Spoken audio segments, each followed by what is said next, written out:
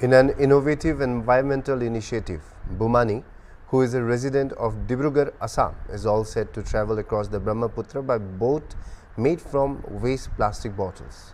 During the yatra, he aims to clear plastic bottles and other plastic waste thrown from the huge Brahmaputra river and take it to Guwahati. Bhumani, alias Dheeraj Bikash Gogoi, took the theme of plastic-free Brahmaputra to send awareness for pollution-free Brahmaputra with this adventurous journey.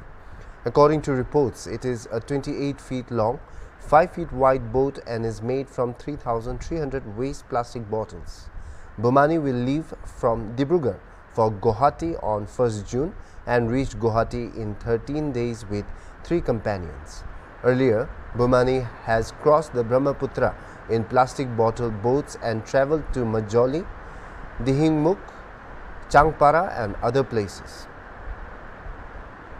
So মই ব্ৰহ্মপুত্ৰখনক মই নিজৰ ঘৰ হিচাপে ভাবো আৰু ঘৰখন যেনেকে প্ৰতিজন ব্যক্তিয়ে সফা কৰি ৰাখে সেই মৰ্মে মইও ব্ৰহ্মপুত্ৰখন সফা কৰা প্ৰয়াসেৰে 2021 চনৰ পৰা মই এই মোৰ এটা পদক্ষেপ কাম কৰি আছো ব্ৰহ্মপুত্ৰ প্লাষ্টিক ফ্ৰী আৰু প্লাষ্টিক ফ্ৰী থিমছ দিছো আৰু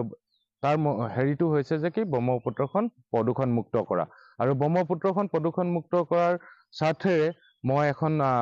মানুহক সজাগতাৰ কাৰণে মই এখন নাও উলিয়াইছো সেইখন নাও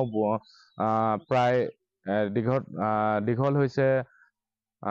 33 ফুট আৰু বহল হৈছে 5 ফুট আৰু ইয়াত প্ৰায় 3000 ওয়েস্ট পানী বটলৰ জয়েন্ট দি বনাইছো আৰু এই বটলেদি মই গোটেই নদীখনত যিমান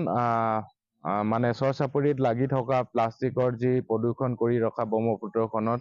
এই প্লাষ্টিক পৰি আছে তাক সফা কৰি মই এই যাত্ৰা ডিব্ৰুগড় বগীবিলৰ পৰা গুৱাহাটীৰ এই 13 দিনীয়া এটা যাত্ৰা আৰম্ভ কৰিছো অহা 1 জুন তাৰিখে মই এই যাত্ৰাটো আৰম্ভ কৰিম ডিব্ৰুগড় বগীবিলৰ পৰা পুৱা 9 বজাত আৰু ইয়াৰ মোৰ উদ্দেশ্যই হ'ল যে কি ব্ৰহ্মপুত্ৰখন প্লাষ্টিক ফ্ৰী কৰা